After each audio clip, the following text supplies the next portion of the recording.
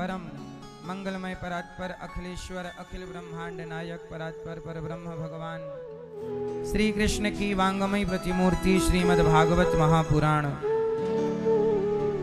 दूर दूर से आई हमारी माताएं बहनें श्रोतागण भक्तगण साधना टीवी श्रद्धा टीवी पर कथा का रसपान कर रहे आप सभी भक्तों को जय श्रीमन्नारायण। मैया बोलो जय श्रीमन्नारायण, जय श्री कृष्णा, राधे राधे। आए हुए सभी भक्तों का बहुत बहुत स्वागत है। सबको जय गौरी गोपाल। भगवान की बड़ी कृपा, भागवत की गंगा में हम सब डुबकी लगा रहे हैं। आप बड़े भाग्यशाली हैं कि बिहारी जी ने अपने धाम वृंदावन में आपको बुलाया। 7 दिन, अब आप कोई 2 दिन, कोई 4 दिन, कोई 7 दिन, कोई 10 दिन यहां आप रहेंगे। और जिस पर बिहारी जी की कृपा होती है, राधा रानी की कृपा होती है, वही इस धाम में आते हैं। वृंदावन आज भी प्रत्यक्ष है। कई बार हम लोग इसकी महिमा समझ नहीं पाते। आप बड़े भाग्यशाली हैं कि बिहारी जी ने आपको बुलाया है। आप सब पर बिहारी जी की बड़ी कृपा है। कहते हैं बिहारी जी का ये धाम है, राधा रानी का ये घर है, और यहाँ वही आते हैं जिन्हें बिहारी जी हमारे परीक्षित बनकर के श्री सीताराम साहू जी, श्रीमती मीरा साहू जी की पुण्य स्मृति में आप ये कथा का आयोजन श्री सीताराम साहू जी करा रहे हैं और पूरे परिवार के साथ आए हैं। एक बार तालियां बजा के श्री सीताराम साहू जी का स्वागत वंदन करते हैं। आपके द्वारा ना जाने कितने प्यासों की प्यास कथा से बुझेगी, कितनों को आपने पुण्य कथा की गंगा में डुबकी आपके कारण लोग लगाएंगे। आपकी पुत्री निधि साहू जी और विजेता साहू जी, बेटा विकास और पिंकी साहू जी, विशाल और नम्रता साहू जी, आसी और वैष्णवी जी, समस्त साहू परिवार आप मध्य प्रदेश इंदौर से हैं और इंदौर की पावन धरती से आप यहाँ वृंदावन की पावन धरा में कथा श्रवण करने के लिए आए हैं। खूब खूब स्वागत पूरे परिवार का, सबका। साथ ही हमारी मैया श्रीमती वसंती यादव जी, पति आपके परमेश्वर प्रसाद यादव जी, कथा की गंगा में परीक्षित बन के आप अपने लोक परलोक को सार्थक कर रहे हैं। तालियां बजा के परिवार का, वसंती मैया और परमेश्वर जी का स्वागत करें। श्रीमती राम प्यारी यादव जी, श्रीमती सुभद्रा मरावी जी, पुत्र दीपक यादव जी और विजय यादव जी और जवंतिन यादव जी,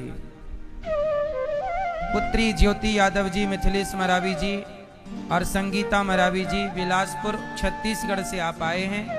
बहुत बहुत स्वागत वंदन।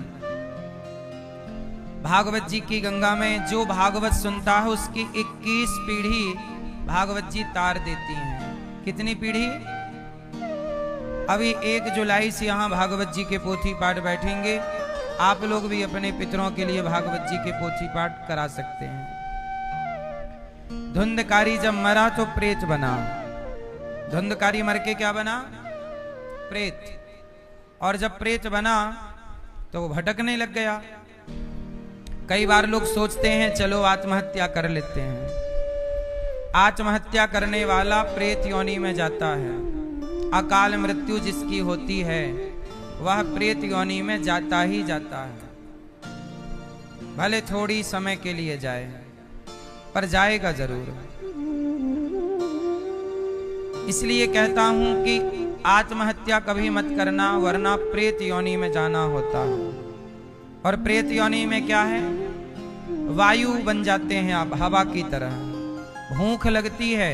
अच्छा, जैसे आप उदाहरण से समझो, जब आपको सपना आता है,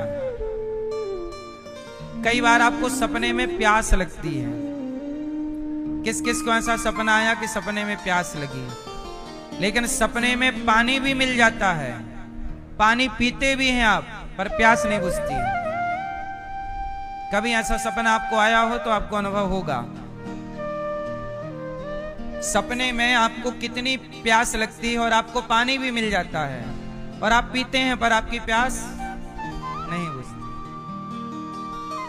ऐसे ही जब आप मरने के बाद प्रेत बनते हैं तो आपको प्यास लगती है, नदी के किनारे आप खड़े हैं पर पानी आप पी नहीं सकते, प्यास बुझती नहीं है, वहां भूख लगेगी, भोजन भी रहेगा, परंतु आप खा नहीं सकते।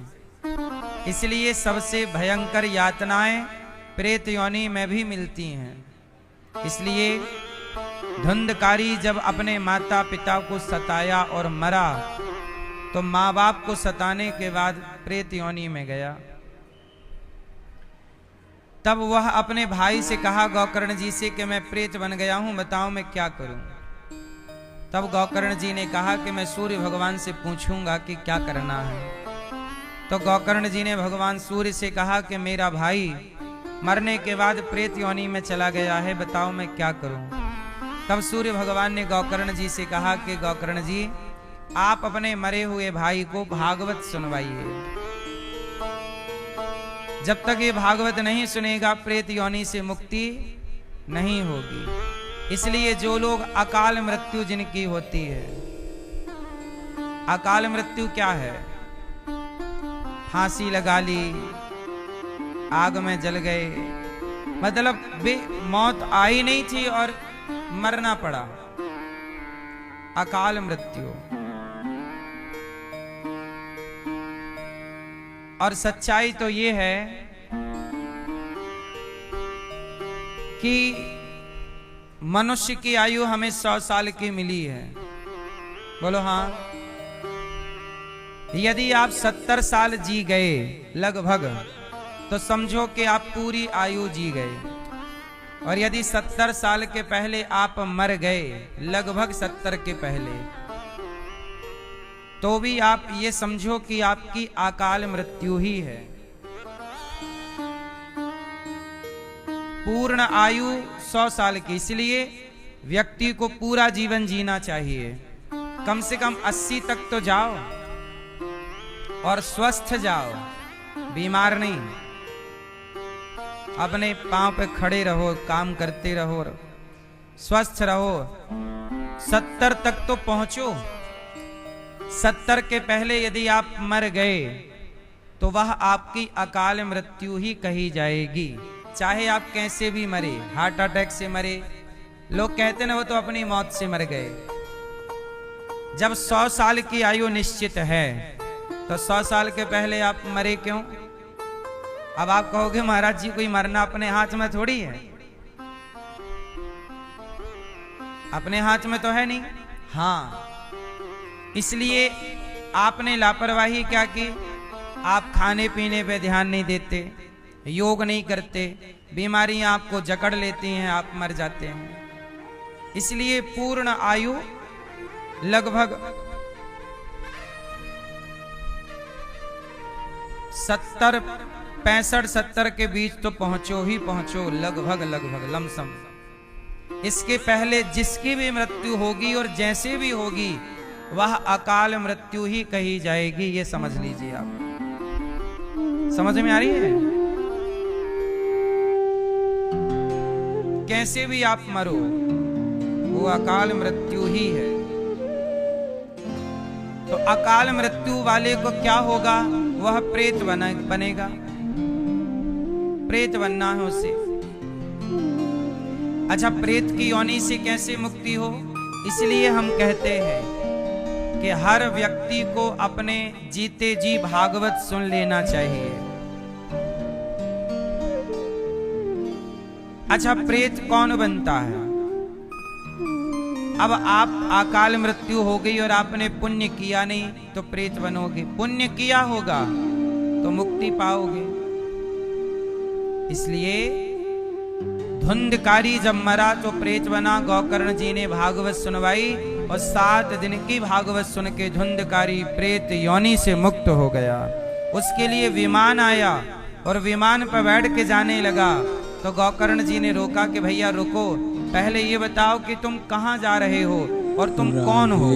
तब कहा कि हम भ्राता तुदीयोस्मि, मैं आपका भैया धुंधकारी हूँ। तो आपकी मुक्ति कैसे हुई? बोले भागवत सुनने से। श्री राधे। बोले प्रेत योनि में कैसे चले गए? बोले मैंने अपने पिता को मारा, मैंने अपनी माँ को सताया, माँ बाप को सताने के कारण मैं प्रेत योनि में चला गया। किसके कारण प्रेत योनि में गया? जो अपने माँ बाप को सताएंगे वो प्रेत योनि को जाएंगे। इसलिए कहता हूं किसी को सताया ना करो। अच्छा, धुंधकारी ने यहां पर गौकर्ण जी से एक बात कही कि भैया एक बात सुनिए। हाँ हाँ सुनाइए।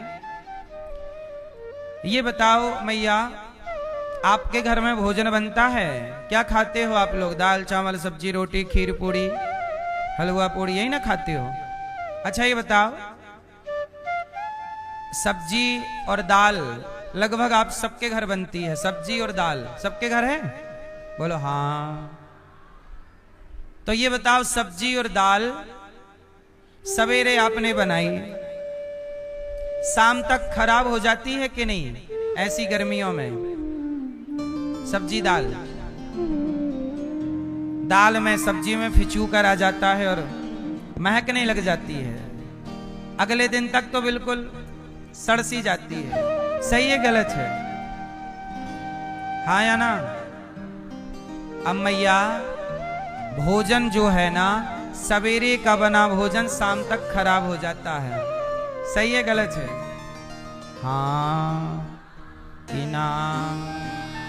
सवेरे का बना भोजन शाम को ना खराब हो जाता है।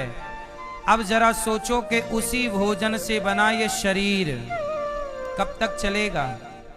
आपका शरीर किससे बना है? भोजन पानी से। आप भोजन ना करो, आपकी हालत देख लेना। तो आपके शरीर में जो भी कुछ है, हड्डियां हैं, मांस है, रक्त है, रोशनी है आंखों की, वो सब किससे तैयार है? भोजन से। आप भोजन छोड़ दीजिए, आपका शरीर खत्म सा हो जाएगा। बोलो हाँ। तो भोजन सवेरे का बना शाम को बिगड़ जाता है, उसी भोजन से यह शरीर भला कब तक साथ देगा आपका? सही है? ये बात हम नहीं कह रहे हैं, धुंधकारी ने कहा प्रेत योनि से मुक्त होने के बाद कि भैया इस शरीर पर भरोसा ना करना। ये शरीर कभी भी धोखा दे सकता है, कभी भी ये शरीर आपका साथ छोड़ सकता है। बोलो हाँ। अर्थात कभी भी आप मर सकते हैं, कभी भी शरीर साथ छोड़ देगा। इसलिए कहता हूं जब तक शरीर साथ दे रहा है तब तक अपना संबंध भगवान से जोड़ के रखिएगा। धुंधकारी बोला मैं तो भागवत सुना नहीं, प्रेत योनि में चला गया, पर भागवत सुनने के बाद मैं उस कष्ट भरी योनि से निकलकर आज बड़ा सुखमय जीवन जी रहा हूँ। इसलिए आप लोग जब समय अच्छा हो तो भागवत सुन लेना। सुनी हुई भागवत कभी ना कभी काम जरूर आएगी, वो पुण्य नष्ट ना होगा, वो पुण्य आपके साथ रहेगा। इसलिए आप लोग मरने से पहले भागवत जरूर सुनिएगा। सब लोग कुछ अच्छे काम जीते जी करने के होते हैं। भागवत जी, धुंधकारी का उद्धार हुआ। भागवत जी में मनुष्य के धर्म का वर्णन किया, भगवान के अवतारों का वर्णन भागवत जी में है। भगवान के कितने अवतार होते हैं? भगवान के अनंत अवतार हैं, पर भगवान के अनंत अवतारों में 24 अवतार मुख्य हैं। कितने अवतार? पहला अवतार भगवान का सनकादि, सनक सनंदन सनातन सनत कुमार।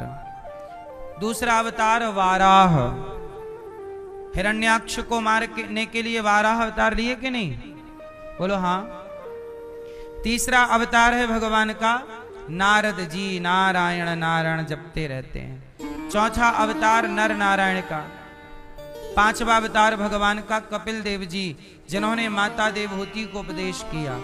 और छठा अवतार है दत्तात्रेय जी, जिन्होंने 24 गुरु बनाए। दत्तात्रेय जी के कितने गुरु हैं? जोर से, क्या मतलब हुआ? 24 गुरु का मतलब क्या हुआ? 24 गुरु का मतलब ये हुआ कि दत्तात्रेय जी सबसे सीखते हैं। अच्छा, आप किस किस से सीख सकते हैं बेटा, आप बताओ। आप किस किस से सीख सकते हैं? आप क्या आप अग्नि से, आग से कुछ सीख सकते हैं? आग से, आग नहीं सीख सकते? ये आग से कुछ नहीं सीख सकती। लाल मैया आप बताओ, आग से आप कुछ सीख सकती हो? आग से, अग्नि से कुछ सीख सकती हो क्या? चलो पहले आप बातें कर लो, फिर बात करेंगे। ए मैया आप बताओ, आप आग से क्या सीख सकती हो? आप बताओ भैया, चलो। हमें सब लोग सिखाते हैं, पर हमारा ऐसा बुद्धि हो गई है, हम लोग सीखते नहीं हैं। संसार का हर व्यक्ति और हर वस्तु हमें कुछ ना कुछ सिखाता है, सिखाती है, हम सीखते ही नहीं। इसलिए कहता हूं, सीखना जारी रखिएगा, सीखते रहिएगा। क्या सीखना है? आग से। आपके घर में, सबके घर में अग्नि है, भोजन उसी में पकता है। चलो बताओ, आपने आग से क्या सीखा है? हाँ, क्या? हमें भी सिखाओ जो सीखा है। खाना बनता है, काम कौन सा काम है? सीखा क्या? खाना बनता है तो है? चश्मा वाली मैया बताओ मेरी माँ। चलो इतनी देर यदि आप इतनी देर लगाओगे तब तो हमारी भागवत जी ऐसी हो ही गई। भागवत जी के इतनी देर नहीं। सुनो भैया, आग से हमने क्या सीखा? जैसे आग में हम कुछ भी डालते हैं, आग सब कुछ जला देती है, कुछ भी अपने पास बचा के। ऐसे आग से हमने ये सीखा कि जैसे आग सब कुछ जला देती है, अपने पास कुछ भी बचा के, ऐसे आप भी अग्नि की तरह हो। कोई आपका सम्मान करे, सम्मान भी जला के राख कर दो। अपमान करे, अपमान भी जला के राख कर दो। ना सम्मान अपने पास रखो, ना अपमान अपने पास रखो। यदि अपने पास रखना ही है तो केवल भगवान का नाम, भगवान का चिंतन अपने पास रखिए। आग सब कुछ भस्म कर डालती है। ऐसे आप भी अपने भीतर की बुराइयां भस्म कर दीजिए और आग की तरह निर्दोष हो जाइए। आग की तरह निर्दोष हो जाइए। आग में कोई दोष नहीं होता, अग्नि में कोई दोष नहीं होता। ऐसे ही आप भी अपने अंदर सब कुछ जला। अच्छा, आग के ऊपर कोई मलमूत्र फेंक दे या खीर पूड़ी फेंक दे, खीर पूड़ी फेंक दो या मलमूत्र फेंक दो, आग सब कुछ जला डालेगी और ये ना कहेगी कि ये क्यों फेंका, लाओ, वो जला के अपने को साफ कर लेगी। ऐसे ही कोई आपकी तरफ सम्मान फेंके या अपमान फेंके, फेंकने दो। आप अग्नि की तरह सबको जलाकर अपने को पवित्र कर लीजिएगा। ना सम्मान में उलझिए, ना अपमान में उलझिए। सम्मान भी तो उलझा देता है। सम्मान मिलेगा तो आपका घमंड बढ़ जाएगा, अपमान मिलेगा तो आपका क्रोध बढ़ जाएगा। और घमंड हो या क्रोध, दोनों ही स्वास्थ्य के लिए हानिकारक है। सही है कि नहीं? अच्छा, सम्मान ज्यादा मिलेगा तो घमंड आएगा कि नहीं? और घमंड अच्छी चीज है कि बुरी चीज है? तो सम्मान से घमंड मिलता है, इसलिए सम्मान भी अच्छा नहीं होता। और अपमान से भी क्रोध मिलता है। अपमान, यदि मैं आपका अपमान करूं, अभी आपको गुस्सा आ जाएगा, तो अपमान से क्रोध, और क्रोध भी अच्छी चीज नहीं है। इसलिए संत लोग अपने को दोनों से अलग कर लेते हैं। आप सम्मान करिए या अपमान, उन्हें कोई फर्क नहीं पड़ता। तो अग्नि ये सिखाती है, ठीक है? बोलो हाँ। अब बताओ जल, पानी क्या सिखाता है? भैया बताएंगे हमारे। पानी से आपने क्या सीखा? पानी साफ, पानी साफ कर देता है। पानी साफ कर देता है। अच्छा,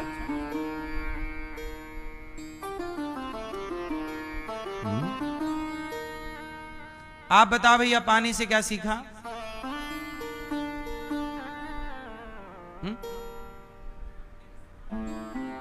अपने में समा लेता है, मतलब डुबा देता है। ये तो पानी का दोष बता रहे हो आप कि डुबा देता है।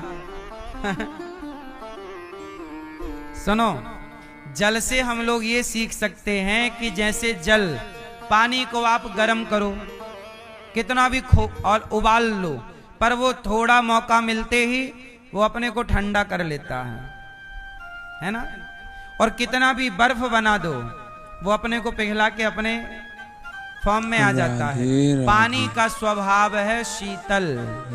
पानी का स्वभाव, पानी का स्वभाव, पसंद आए तो पानी हमेशा ठंडा ही रहता है। उसका नेचर क्या है? ठंडा। स्वभाव कैसा है? पानी का स्वभाव नेचुरल। यदि धूप में है तब तो गर्म होगा, बहुत ठंडक में है तो ठंडा होगा। लेकिन यदि नेचुरल है, सामान्य, तो वह पानी अपने नेचुरल स्वभाव में रहता है। और पानी का स्वभाव है ठंडा।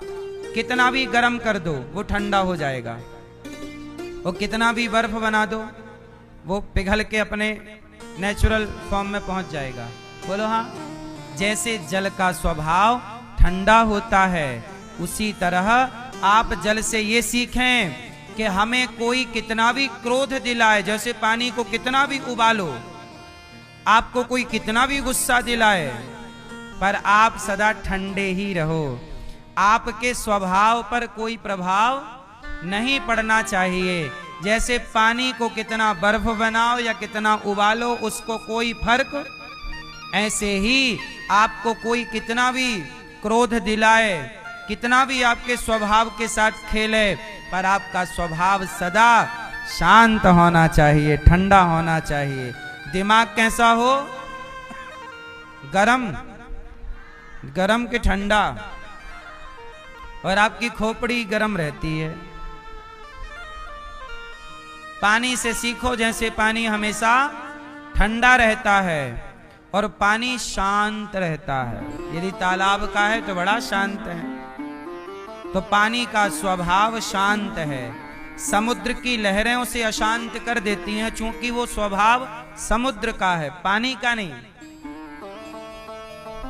पानी का स्वभाव क्या है? शांत। ऐसे आप भी शांति को चुनिए, शांत रहिए। अच्छा, पानी से एक चीज और सीख सकते हैं। एक गिलास पानी में आप थोड़ी सी माटी डाल दो, पूरा पानी गंदा हो जाएगा। बोलो हाँ। अब पानी, एक बाल्टी पानी में मिट्टी डालो, गंदा हो गया। अच्छा, उसे साफ करना हो तो क्या करें? हैं? थोड़ी देर पानी को शांत छोड़ दीजिए। जैसे ही पानी को शांत छोड़ेंगे तो पानी अपने को क्या कर लेगा? साफ कर लेगा, गंदगी नीचे बैठा देगा और साफ पानी ऊपर आ जाएगा। बोलो हाँ। ये पानी से सीखने जैसा है कि जैसे पानी को शांत छोड़ दीजिए, वो अपने आप को शुद्ध कर लेता है। ऐसे आप भी जब बहुत परेशान हो जाएं तो अपने आप को थोड़ी देर के लिए सबसे चित्त मन हटाकर अपने को शांत छोड़ दीजिए। अपने आप आपके अंदर की बुराई भी नीचे बैठ जाएगी और चित्त निर्मल हो जाएगा, जल की तरह। तो जल हमेशा निर्मल होता, ऐसे आपका मन भी निर्मल होना चाहिए। ये हम जल से सीखते हैं। बोलो हाँ।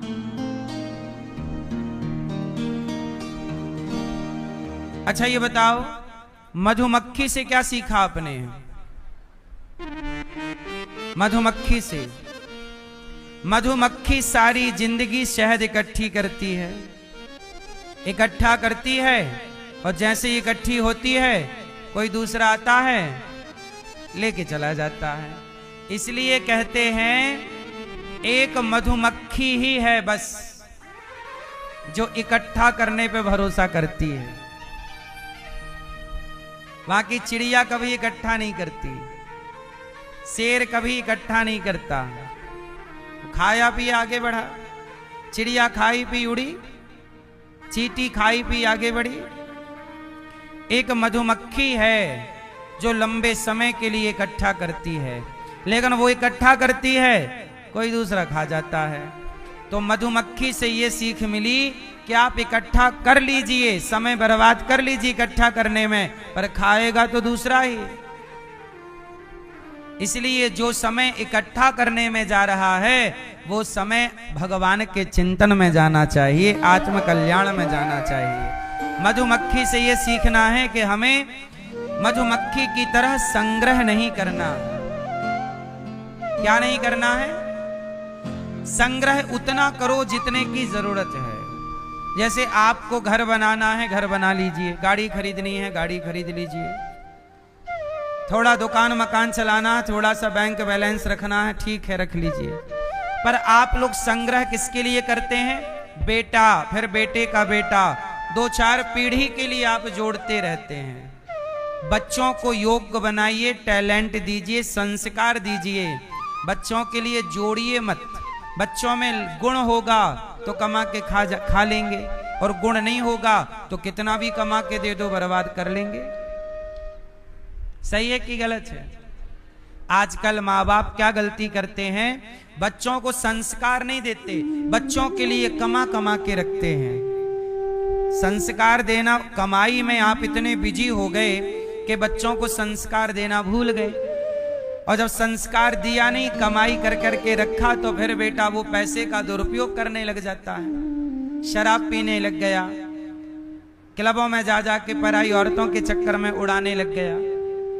तो आपने पैसे तो जोड़े हैं बच्चों के लिए, पर बच्चों को संस्कार तो दिया नहीं, तो पैसे वो उड़ा रहा है। इसलिए कहता हूं बच्चों को पैसे मत दो, क्या दो? संस्कार और टैलेंट, योग्यता। क्या देना है मेरी माँ? ए गुलाबी मैया, देखो पंचायत, ये कथा सुनने आई हो मेरी माँ। हो गई पंचायत? सुनो, दत्तात्रेय जी ने 24 गुरु बनाए और सबसे कुछ ना कुछ ग्रहण किया।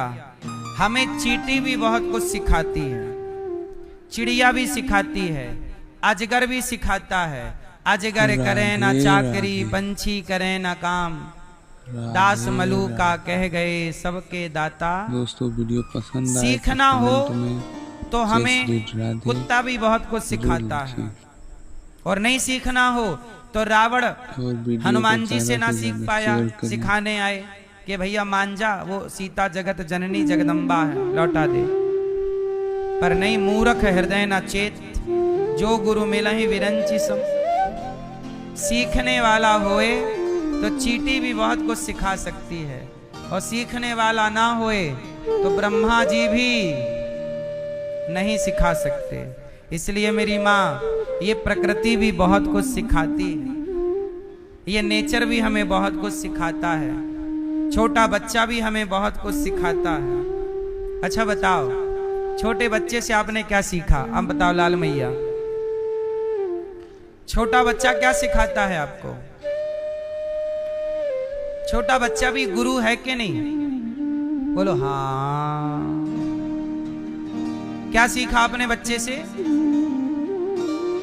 जैसे बच्चों के अंदर निर्मलता होती है, छोटे छोटे बच्चे उनके अंदर ना तो काम है, ना तो क्रोध है, ना तो निंदा है, ना चुगली है, ना ईर्ष्या है, ना द्वेष है, ना छल है, ना कपट है, ना तेरा है, ना मेरा है, ना अहंकार है। क्या दोष है? मुझे एक दोष बताइए। बच्चों के अंदर कोई दोष है तो बताइए। है? कपड़े पहने हैं तो खुश, नहीं पहने तो खुश। बच्चों को नहीं पता कि कपड़े क्यों पहने जाते हैं। बच्चों को नहीं पता कि यहां जाएंगे तो क्या होगा। बच्चे बिल्कुल निर्मल हैं। उनके अंदर दोष आप लोग भरते हैं। जाओ कह दो कि घर में मां नहीं है, जाओ कह दो। जाओ कह दो कि घर में पिताजी नहीं है, जाओ, जाओ। आपने उन्हें झूठा बनाया है। झूठ बोलना आपने सिखाया है। कपट करना आपने सिखाया है।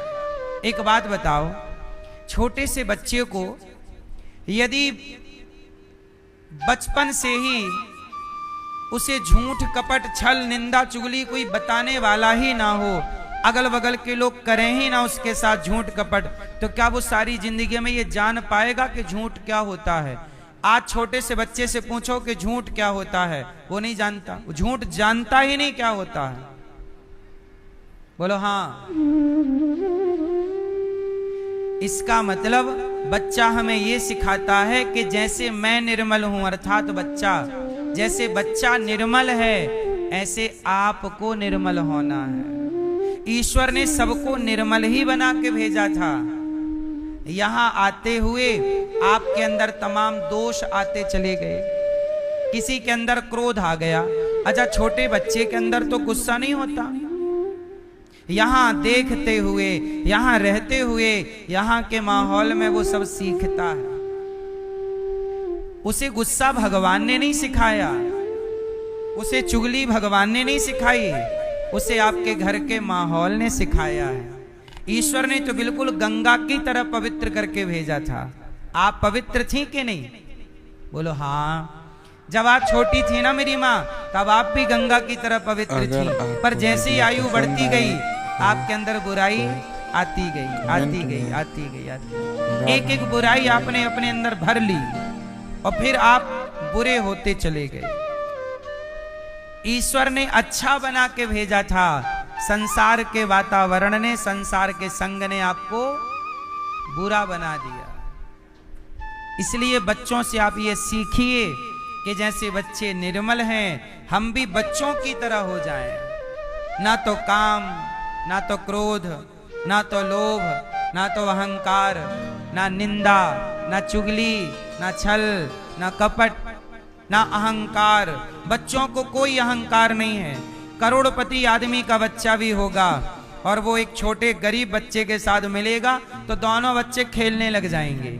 और रेत का ढेर मिल जाए, बालू का ढेर, तो वहां खेलने लग जाएंगे। वो ये नहीं देखेगा कि मैं अमीर बाप का हूं। ये अमीरी गरीबी का भूत बाद में चढ़ता है कि मैं अमीर हूं कि मैं गरीब हूं। बच्चे के अंदर क्या अमीरी क्या गरीबी? बोलो हाँ। अच्छा ये बताओ, छोटे छोटे बच्चे हैं, क्या उन्हें पता है कि मैं ब्राह्मण हूं कि क्षत्रिय हूं कि वैश्य हूं कि शूद्र हूं, मैं हिंदू हूं कि मुसलमान हूं कि सिख हूं कि ईसाई?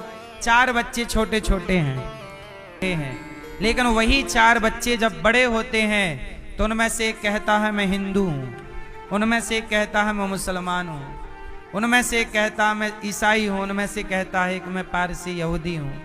और वह बट जाते हैं। ईश्वर के घर से चले थे, सब एक थे, यहां आए बट गए, यहां बंटवारा हो गया। क्या ईश्वर ने यह बंटवारा किया है? इंसान का बंटवारा है। इंसान ने बंटवारा किया और आपस में लड़ने लग गए। तू ये तो मैं तुझे मार डालूंगा, तू ये है अच्छा मैं तुझे मार डालूंगा। आपस में खून बहाने लग गए।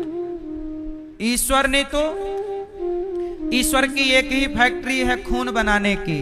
वही खून ईश्वर ने हिंदू को भर दिया, वही खून मुसलमान को भर दिया, वही खून ब्राह्मण को, वही वैश्य को, वही शूद्र को, वही क्षत्रिय को।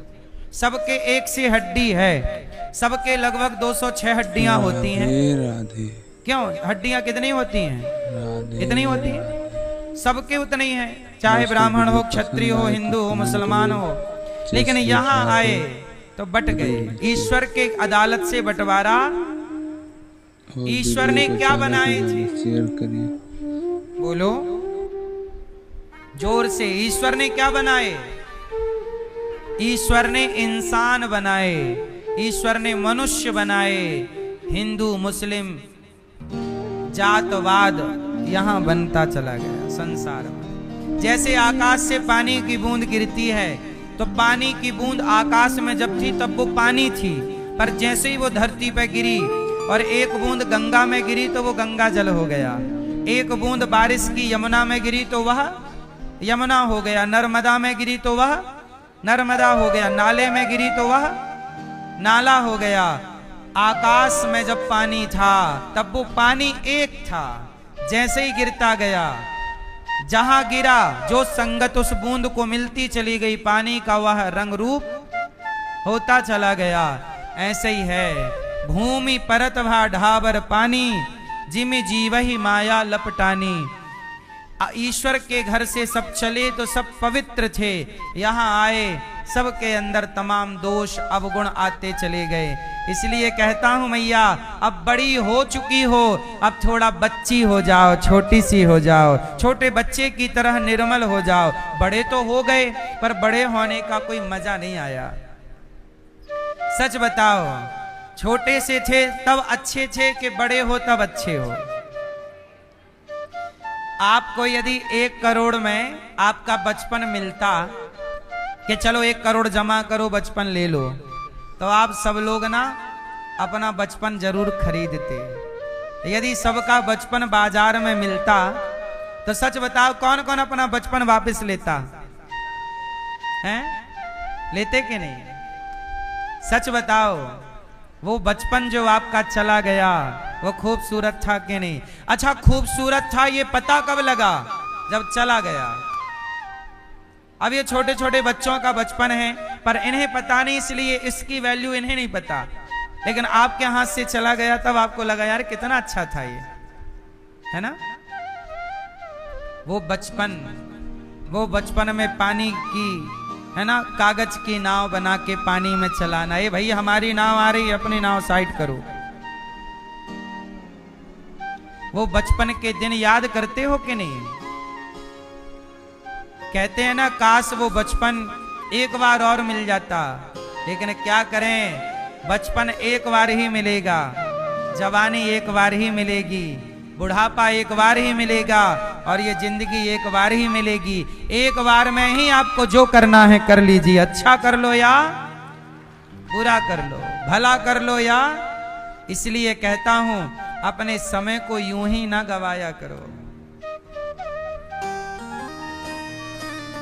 भगवान ने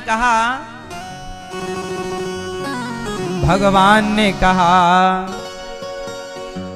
मैंने मानुष जन्म तुझको हीरा दिया।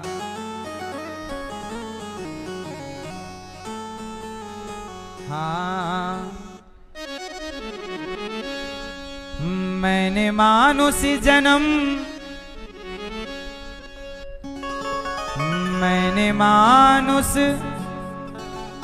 जन्म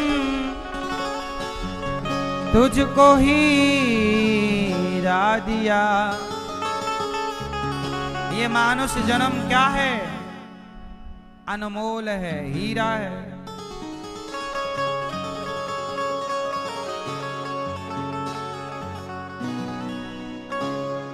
मैंने मानुष जन्म तुझको हीरा दिया, तूने व्यर्थ गवाया तो मैं क्या करूं? तूने व्यर्थ गवाया तो मैं क्या करूं? मैंने मानुष जन्म, ये भगवान कह रहे हैं, मैंने मानुष जन्म तुझको हीरा दिया। मैंने मानुष जन्म तुमको हीरा दिया। ये जो आपका जीवन है ना, ये हीरे से कम नहीं है। मैंने मानुष जन्म तुझको हीरा दिया, मैंने मानुष जन्म तुमको हीरा दिया। तूने व्यर्थ गवाया तो मैं क्या करूं, ओ तूने व्यर्थ गवाया तो मैं क्या करूं, तूने व्यर्थ गवाया तो मैं क्या करूं, ओ तूने व्यर्थ गवाया तो मैं क्या करूं। मैंने मानुष जन्म तुझको हीरा दिया, मैंने मानुष जन्म तुझको हीरा दिया, मैंने मानुष जन्म तुझको हीरा दिया, मैंने मानुष जन्म तुझको हीरा दिया।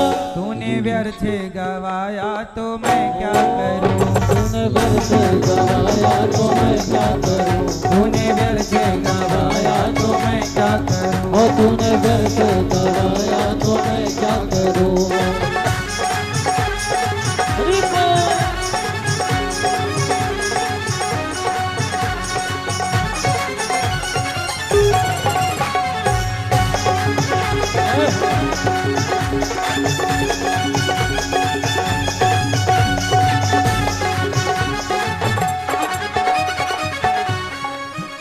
अन्य धन खाने को मैंने मेवा दिए मिष्ठान दिए, मैंने मेवा दिए मिष्ठान दिए, भगवान ने मेवा खाने को दिया ना, मैंने मेवा दिए मिष्ठान दिए, मैंने मेवा दिए मिष्ठान दिए।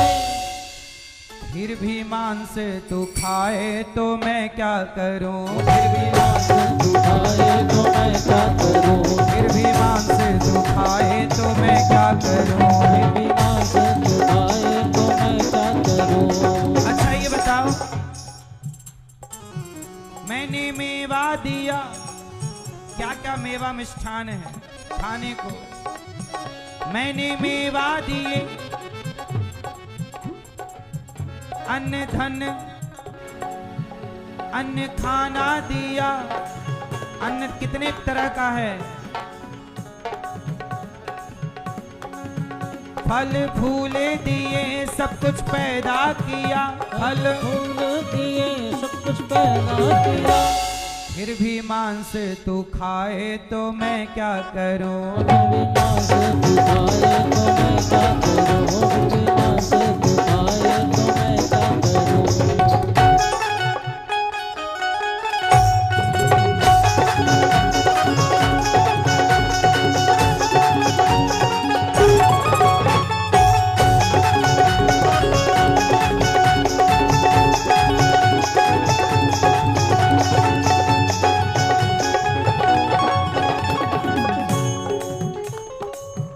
तुझे कान दिए तुझे आंख भी दी, तुझे कान दिए तुझे आंख भी दी, तुझे कान दिए तुझे आँख भी दी, दर्शन करने को मैंने ये आंखें भी दी, दर्शन करने को भी मैंने आँखें भी दी। सब कुछ तो दिया है, आंख दी है ना, देख लो भर के अपनी आंखें जी भर के देख लो भगवान को। फिर भी मैंने आंखें दिया तूने दर्शन न किया, तूने दर्शन न किया।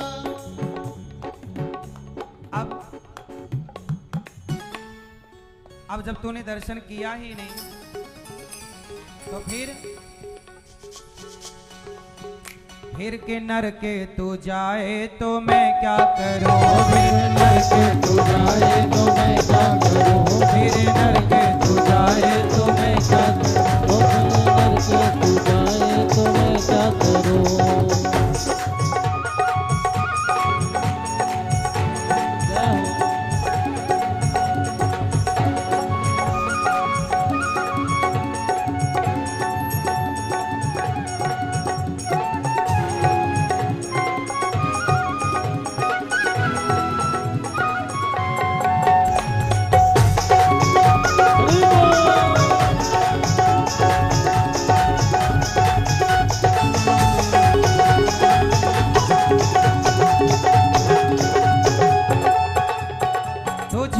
कानों की जोड़ी सलामत ही दी। तुझे कानों की जोड़ी सलामत ही दी। आपको ठीक ठीक सुनाई पड़ता है कि नहीं? तुझे कानों की जोड़ी सलामत ही दी। तुझे कानों की जोड़ी सलामत ही दी। फिर भी कथा न सुने तो मैं क्या करूं? फिर भी कथा न सुने तो मैं क्या करूं? फिर भी कथा न सुने तो मैं क्या करूं? फिर भी कथा न सुने तो मैं क्या करूं? मैंने मानुष जन्म तुझको हीरा दिया। हाँ मैंने मानुष जन्म तुझको हीरा दिया। मैंने मानुष जन्म तुझको हीरा दिया। मैंने मानुष जन्म तुझको हीरा दिया। इसको व्यर्थ गवाए तो मैं क्या करूं? ओ इसको व्यर्थ गवाए तो मैं क्या करूं? इसको व्यर्थ गवाए तो मैं क्या करूं? ओ इसको व्यर्थ गवाए तो मैं क्या करूं? चार वेदों में सब कुछ बता ही दिया। चार वेदों में सब कुछ बता ही दिया। चार वेदों में सब कुछ बता ही दिया। वेद पुराण कथा सब बता दी ना। राधे राधे। तेरी समझ जय श्री न कृष्ण। आए तो मैं क्या करूं? ओ तेरी समझ न आए तो मैं क्या करूं? ओ तेरी समझ न आए तो मैं क्या करूं? ओ तेरी समझ न आए तो मैं क्या करूं? मैंने मानुष जन्म तुझको हीरा दिया।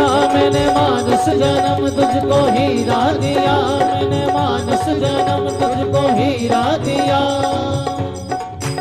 इसको व्यर्थ गवाए तो मैं क्या करूं? ओ इसको व्यर्थ गवाए तो मैं क्या करूं? इसको व्यर्थ गवाए तो मैं क्या करूं? तूने व्यर्थ गवाया तो मैं क्या करूं? ओ तूने व्यर्थ गवाया तो मैं क्या करूं? तूने व्यर्थ गवाया तो मैं क्या करूं? तूने व्यर्थ गवाया तो मैं क्या करूं? तूने व्यर्थ गवाया तो मैं क्या करूं? तूने व्यर्थ गवाया तो मैं क्या करूं?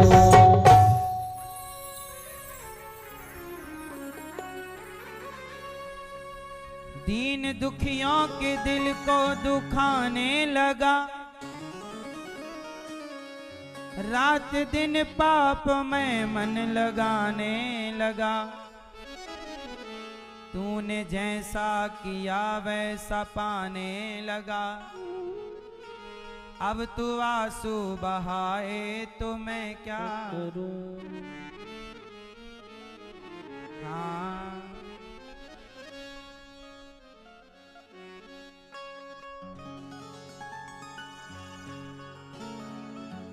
नाम हरि का तेरा पाप भी काट दे। जो तू पाप ये करने से मन डांट दे। मैं चाहता हूँ तू आजा हरि की शरण। मैं चाहता हूँ तू आजा हरि की शरण। तू अब भी न आए तो मैं क्या करूं? तू अब भी न आए तो मैं क्या करूं?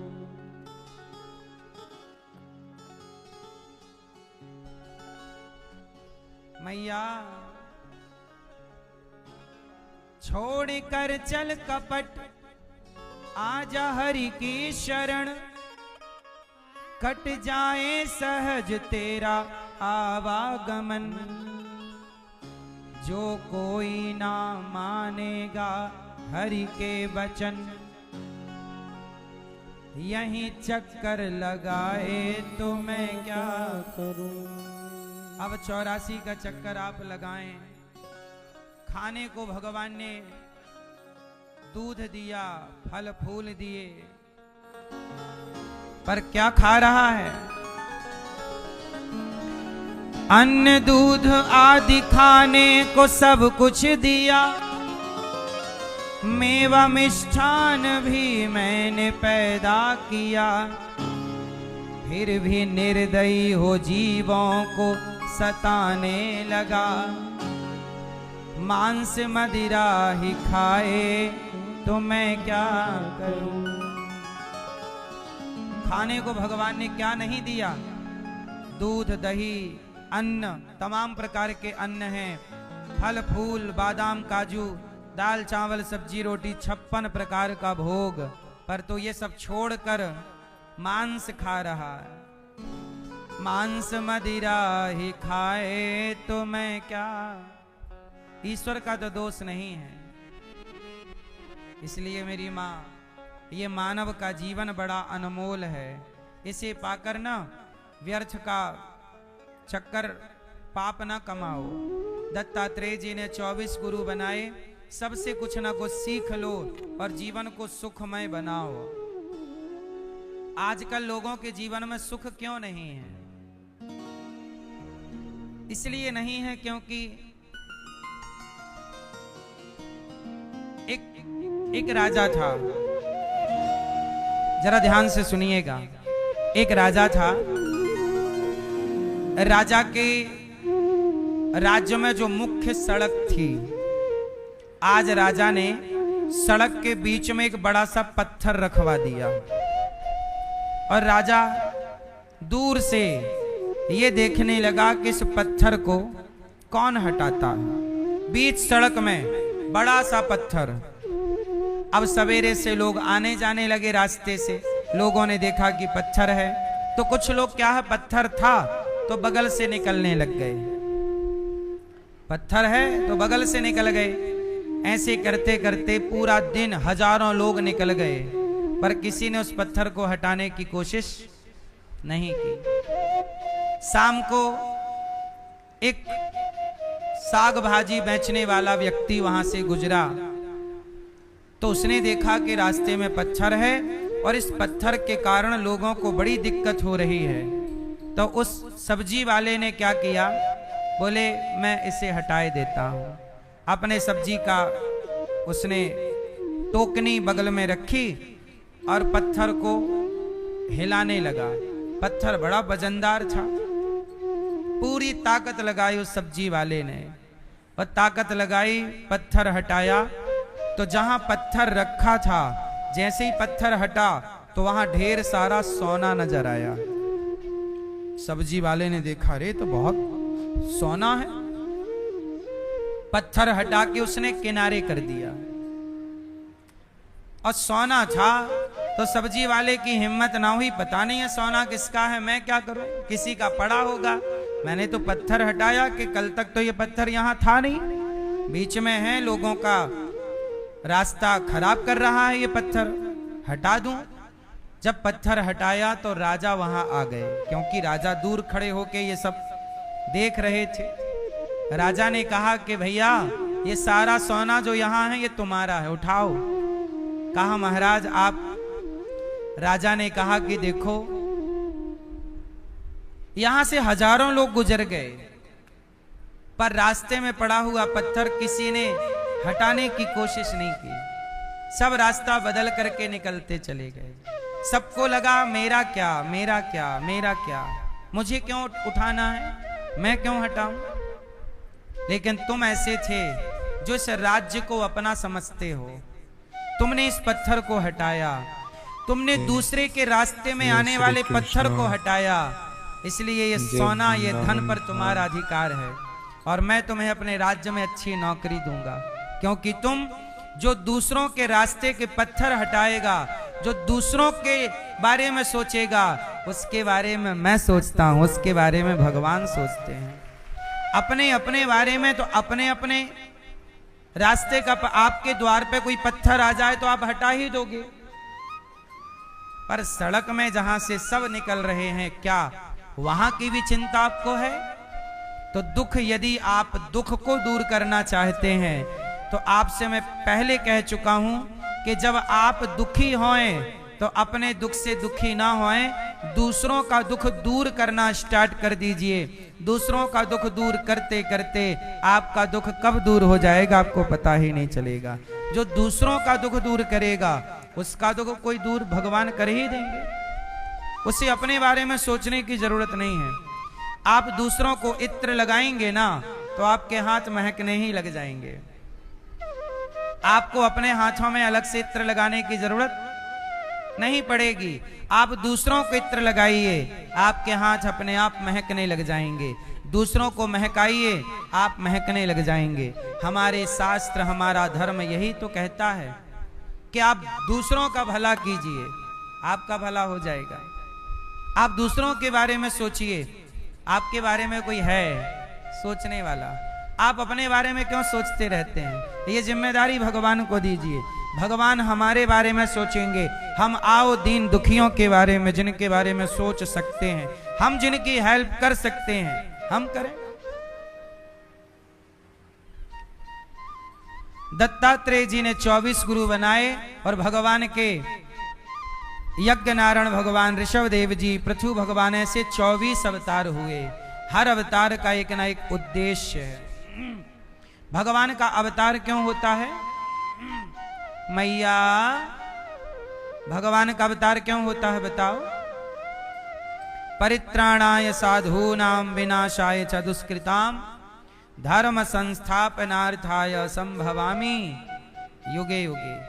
जब जब धरती पर पाप बढ़ता है, अत्याचार अधर्म बढ़ता है, तब तब भगवान अवतार लेते हैं। कभी राम, कभी कृष्ण, कभी नरसिंह, कभी वामन।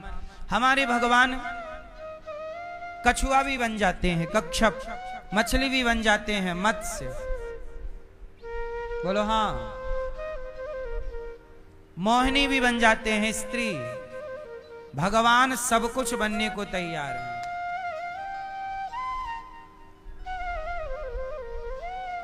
एक बार वेद व्यास जी 17 पुराण लिखने के बाद भी बड़े परेशान। तब नारद जी आए। क्यों रो रहे हैं, क्यों उदास है महाराज? कहा भागवत जी लिखिए। नारद जी ने कहा, व्यास जी ने कहा शांति नहीं है। बोले भागवत जी लिखिए। जब भागवत जी की रचना की तो अपार शांति मिली। नारद जी बोले मैं दासी का बेटा था पहले जन्म में। देखो, जब आप सेवा करते हैं तो आप बड़े कैसे होते हैं, ये नारद जी से सीखिए। नारद जी का नाम किस किस ने सुना है? नारद जी पिछले जन्म में कौन थे जानते हैं? नारद जी पिछले जन्म में दासी के बेटा थे। इनकी माँ घर में जा जा के काम धाम करती थी, बर्तन, कपड़े, पोंछा, झाड़ू। तो जब माँ जाती तो नारद जी भी छोटे बच्चे थे, माँ के पीछे पीछे चले गए। एक गांव में इनकी माँ की पक्की नौकरी लग गई, एक पंडित जी के घर झाड़ू पोंछा करने की। कोई पंडित जी थे, उनको काम वाली बाई की जरूरत थी।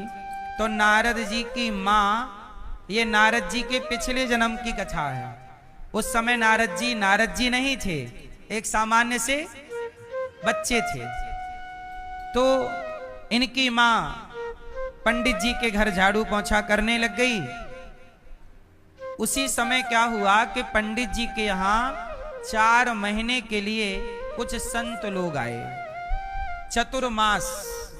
चतुर्मास बारिश में संत लोग कहीं आते जाते नहीं है, तो एक जगह वो चतुर्मास करते हैं। तो संयोग से उन पंडित जी के घर चतुर्मास संतों ने किया। तो पंडित जी ने संतों की खूब सेवा की। तो पंडित जी के यहाँ काम वाली बाई के रूप में नारद जी की माता थी।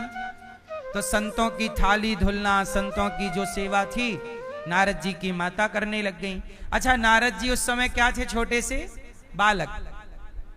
तो ये भी सत्संग करते, इनको अच्छा लगता।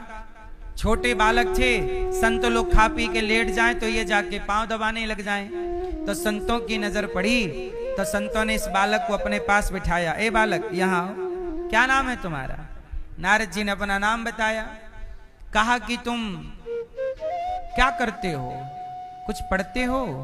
नारद जी बोले माँ काम करती हैं, मैं कुछ पढ़ता नहीं हूँ, आप कृपा करो तो मैं कुछ पढ़ लिख जाऊं। संतों ने कहा तो मैं पढ़ाऊंगा, पढ़ोगे? हाँ हाँ पढ़ूंगा। तो संतों ने क्या किया, नारद जी को एक मंत्र दे दिया। बोले अभी तुम इस मंत्र का जाप करो और सेवा करो। अब नारद जी छोटे से बालक हैं, वो सेवा कर रहे हैं। सेवा कभी संतों के कपड़े ला कर दे देते हैं, छोटे हैं तो उनके हिसाब का छोटा मोटा काम। बाकी समय वो कथा सुनते हैं, सत्संग करते हैं, और संत लोग कीर्तन करें तो कीर्तन करते हैं। अब 4 महीने पूरे हो गए, संत लोग जाने लग गए, तो नारद जी बोले साधु जी हमें भी संग संग ले चलो। संत जी बोले चलो तुम भी साधु बन जाना।